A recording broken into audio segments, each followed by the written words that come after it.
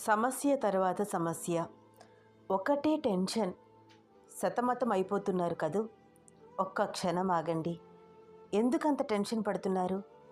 ఎందుకు అంతలాగా ఆలోచిస్తున్నారు? మీకు మాత్రమే సమస్యలు ఉన్నాయా?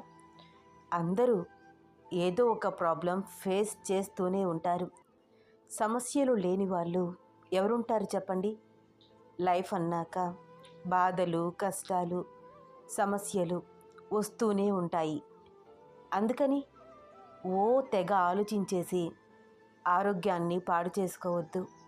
ఉన్నది ఒకటే లైఫ్. మీకు నచ్చినట్లు హ్యాపీగా ఉండండి. హ్యాపీగా ఉండడానికి ప్రయత్నించండి. ఈరోజు ఉన్న సమస్య రేపు ఉండదు. ఇప్పుడు మీరు ఉన్న పరిస్థితి మీకు కష్టంగా అనిపించవచ్చు, కానీ తీరని కష్టాలు, తీరని సమస్యలు